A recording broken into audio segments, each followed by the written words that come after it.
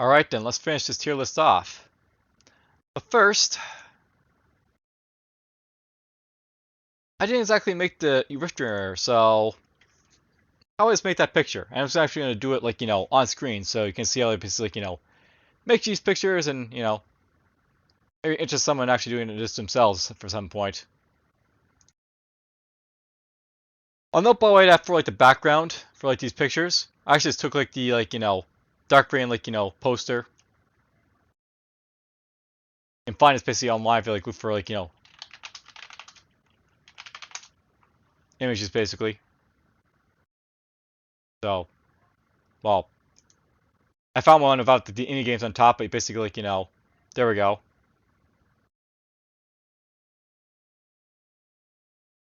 I put basically the CNC's main menu sort of thing before it pops up the buttons, just to sort of have someone to basically cover it. And then I also go in and basically got screenshots basically for all the buttons basically I want to basically show off. So Infree basically has all the structures I basically took pictures of here, so I can use this to grab the rift ring right here.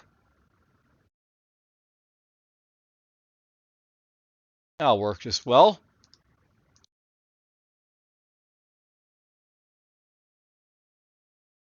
Let's put this right down here.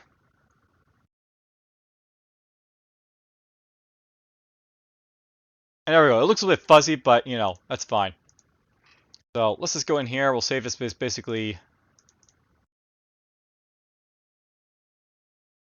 66 temporal gate.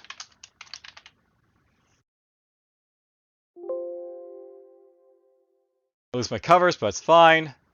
So there we go.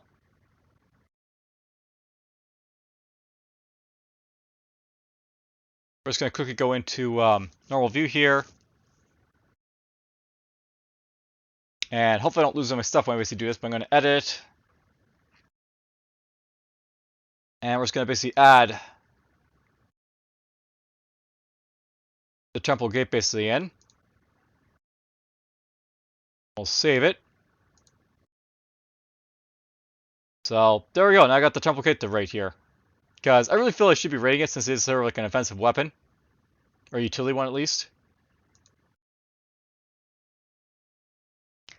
Alright, so we basically have the air units as well as the super weapons and defenses for the Imperiums to cover here. That should be very quick, but there's actually something else I want to show off after this, so you'll see it basically at the end. Also might rank these units basically, so what's my favorite unit, what's least favorite units and stuff like that. I could do that too. I compressed the other video by the way, but let's just get out of the way. So, the recon drone. This small, unmanned drone is lightly armored and has no offensive capability.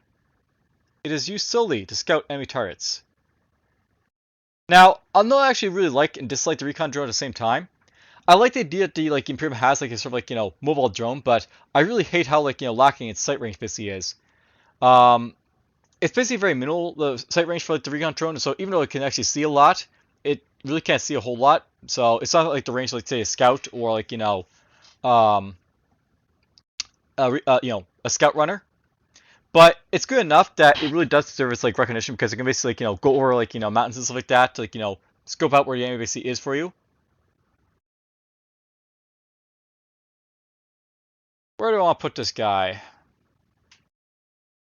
On the body this as well as also flyers, so it can't be hit by most ground units unless they're an air defense layer around, so that too. I'm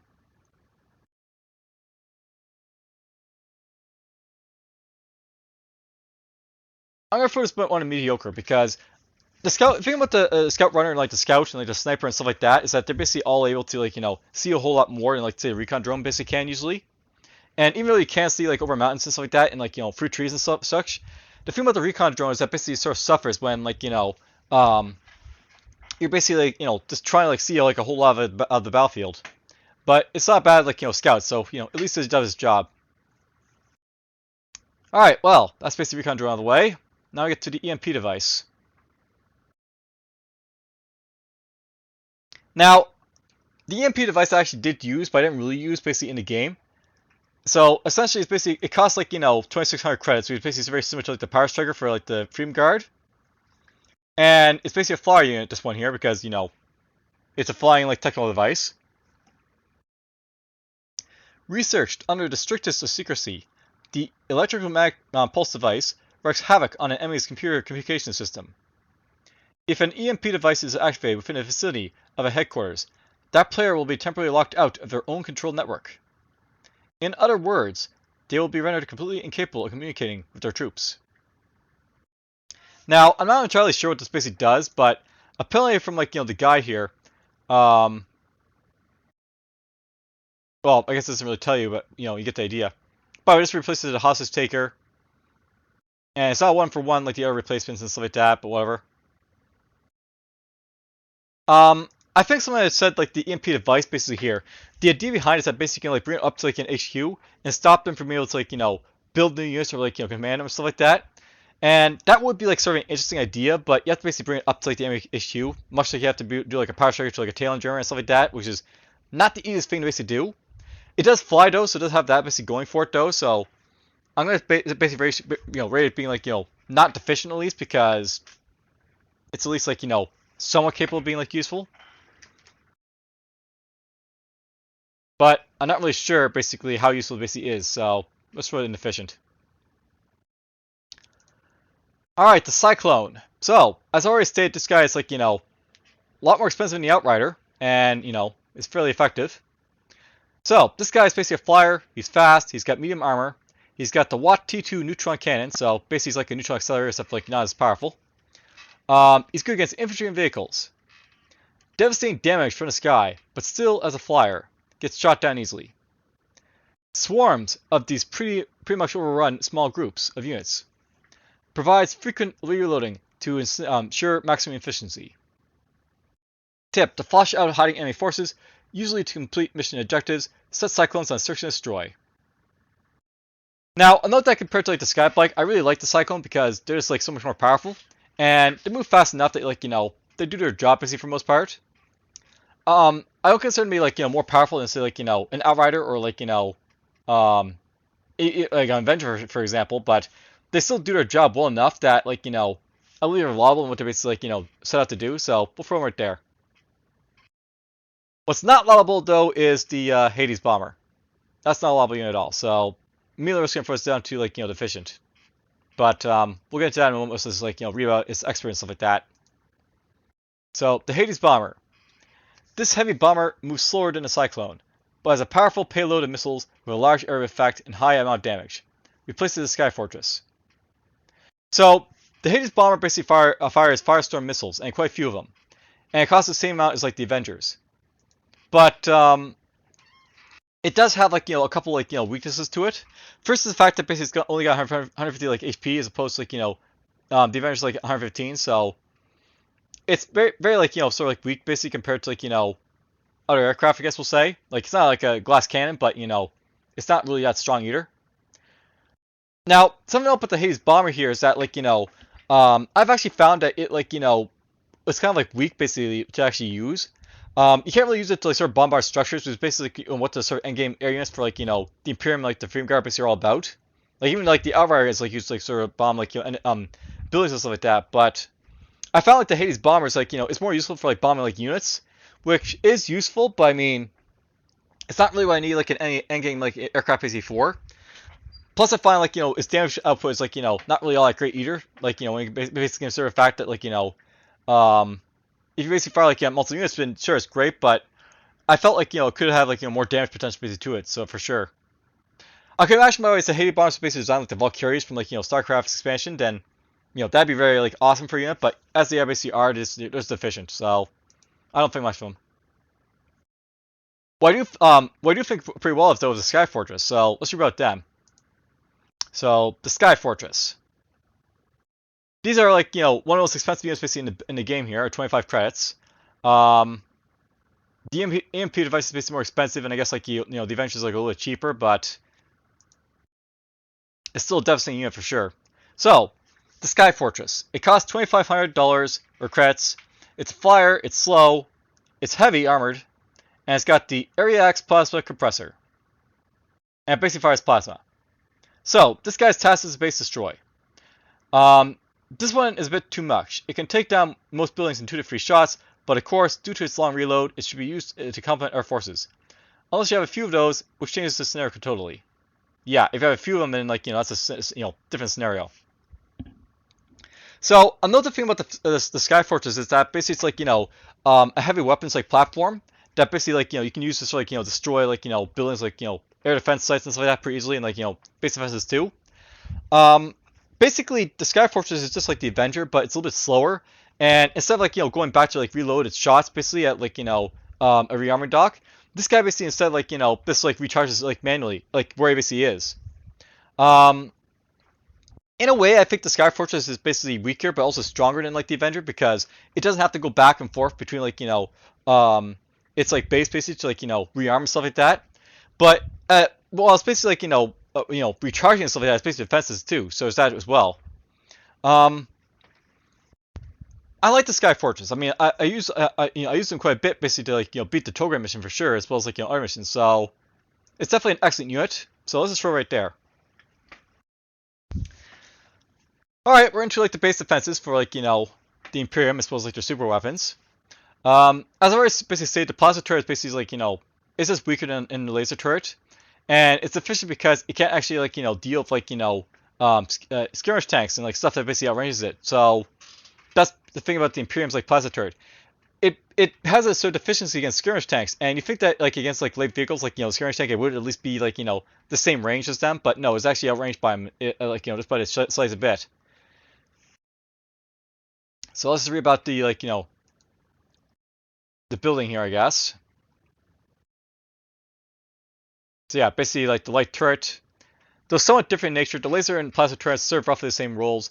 They're the first line of defense against enemy encroachment, with a particular emphasis on turning back infantry assaults.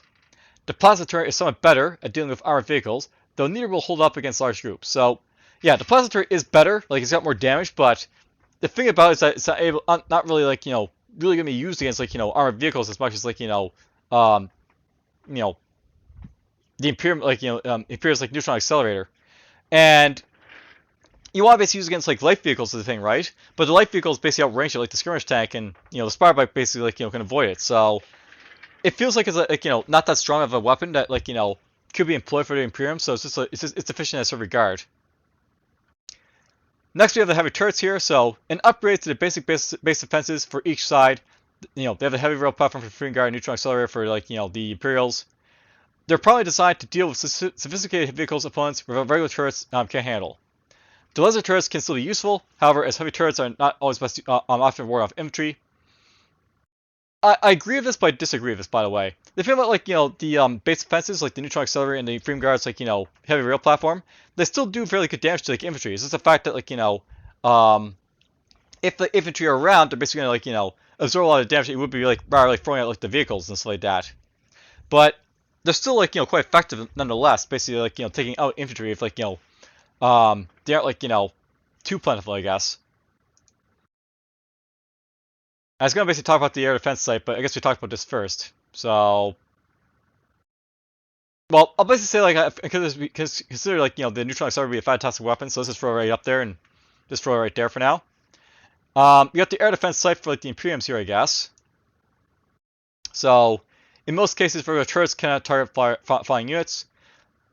This is both true and untrue because basically, both the FG laser turret and the plasma turrets can target aircraft. It's just that the range is too short to really be effective against them, and they can't move, so there's that too as well. So the air defense sites. For this situation, both factions have access to air defense sites that can specifically target and destroy aerial forces. It is incapable of attacking any other type of foe, however, so placing it among our turrets or silent objective details are usually important. So note right here basically says both of them cost 1,000. The Freedom Guards one basically has 600 HP. The Imperial one has 720. I consider basically the Imperium air defense to be the superior of the two because it just does much more damage than the Freedom Guards one. But it's not to say that it's overall is better because this is a lot bigger. It's its size a neutron accelerator or heavy rail platform and sort of its size. But it's definitely an excellent weapon. So let's just throw right there because the basically just as excellent basically the Freedom Guards one. I like this one a little bit better, I think, than like the Freedom Guard one, but it's not like to a point that I consider fantastic, so there's that too. Alright, the Rift Raider and the Temporal, like, gateway, I guess. Let's also, like, learn about them, I guess, here a little bit. So, there's the Freedom Guard, and then we got the Imperium defenses and stuff like that. So, here's the Temporal Gate and the Rift Raider. So, the Rift Raider.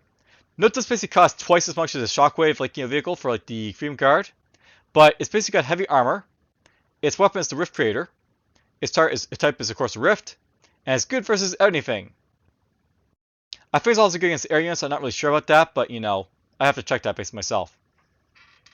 So, once fully charged, the Rift Raider can release a swirling vortex at any spot that you can have line of sight of. So tip, Freighter Vortex trick. Use freighters to enter the enemy base. Just order it to move, then once you see an enemy building, release the vortex. Multiple freighters should get you deeper into the base. So yeah, basically if you get down to like the enemy's like, headquarters and stuff like that, you can basically unleash and like, destroy the like, key enemy buildings that way if you want to. So very powerful the Rift Raider for sure. And you have like, did they talk about the Superweapons here, I wonder? Interesting, they don't in this one. But I do have the Temporal Gate there, I guess, so there's that. Let's go in here a little bit, and we'll look down like the manual here for this one. So there's a Rift Raider right there, by the way. So the structure creates a void in space that can be protected anywhere on the map. The Rift Raider uses technology similar to the Temporal Gate, but rather than moving units from one area to another, it simply drags any units or buildings into a radius into nothingness. Once used, the Rift Raider must be recharged before it can be employed again. So, on that, by the way, it's actually something to note by as well. I never actually used the Rift Raider in the game, but essentially the idea is that you can like sort of like target with it and like blow up a lot of like stuff basically with it if you want to, and basically after that it'll basically recharge so you can use it over again. That makes it a little bit like better than like the Freedom Guard's like Shockwave, and the fact that like you can get multiple uses out of it, where like the Shockwave will basically detonate and be destroyed when it's basically used.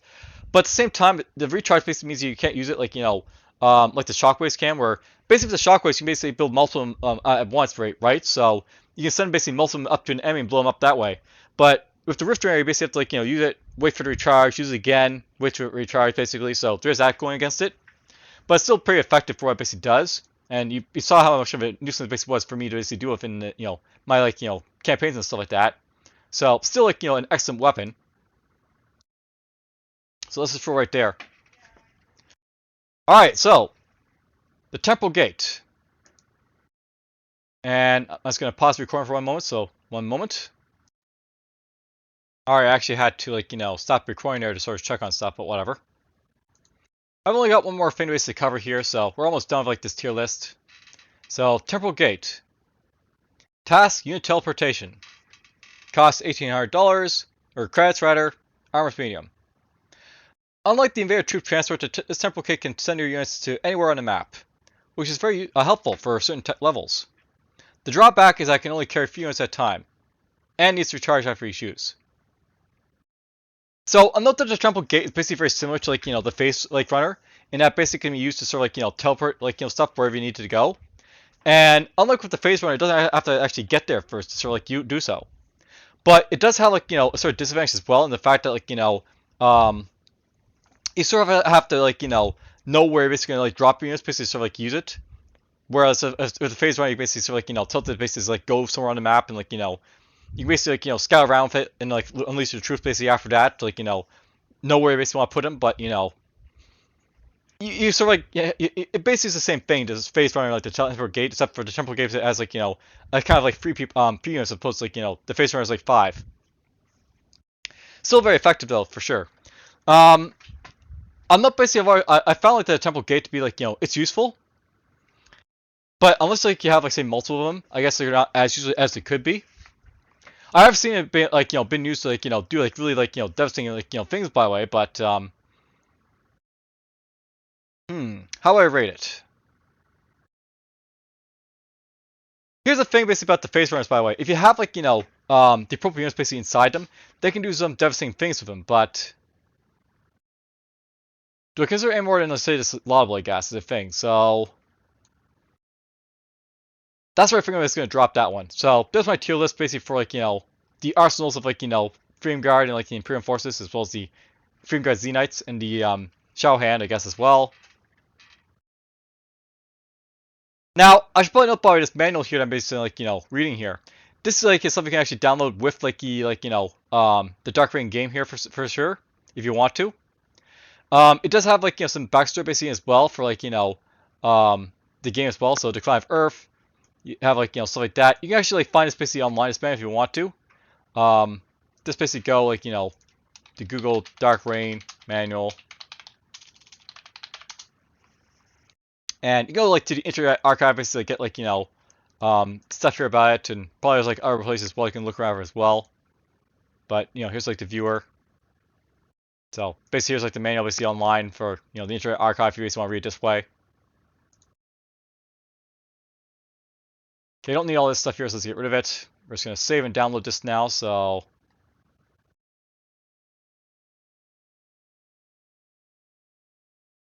let's try and keep everything like similar sounding. So let's go here.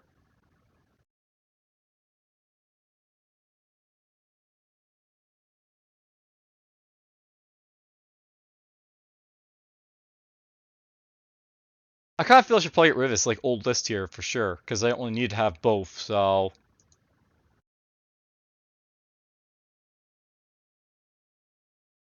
let's get rid of that, I guess. Hooray! I noticed something while I was basically doing a video.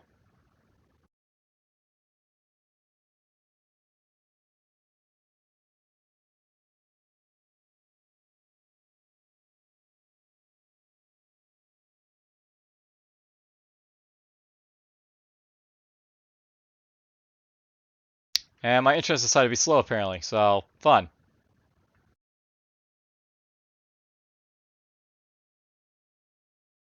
Well, I can take this, I guess. Ranking all the units. The original Dark Reign Future RTS game, as well as its expansion, Rise of the Shao Hand.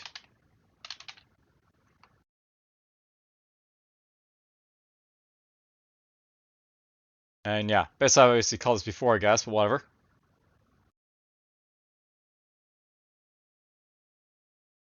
I have no idea why tier list is being so like slow, but it's tier list, so it has issues with it, I guess. All right, well, I'll deal with this in a moment, basically, but before I basically let go of you guys, I guess here, there is something I actually wanted to show you guys, and that's basically the fact there is like sort of unit summaries for like the different like factions for like the units based in the original game. So we're just gonna jump into this like real quick here. I went through basically like the manuals plus like a couple of guides basically sort of like give you some like backgrounds on the different units there, their costs and like their armors and stuff like that. But you can also go in here and in the archives basically for like God, nothing wants to work for me, does it? Well, let's try again. So try playing again.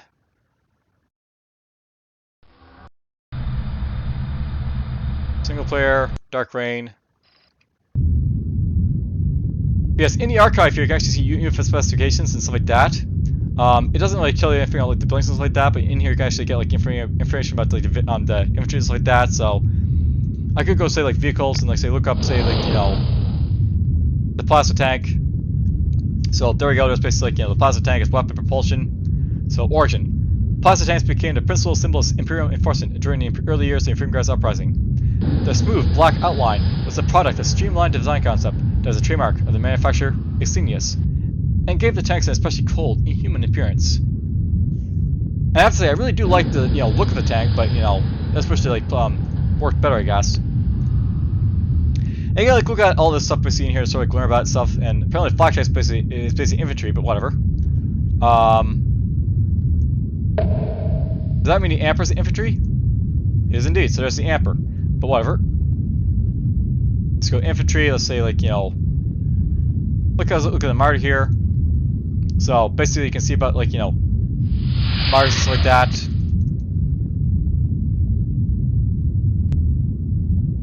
All right. Well, want to make sure I at least show that off so you can, like, possibly get more information on the teams if you want to, but that's it for now. And did this actually do what I wanted to? I did not delete this yet, so that's annoying. Delete this, please.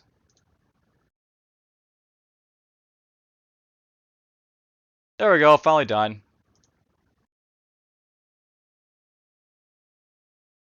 One of the RTX games that could have been so much more. Well, that's fine.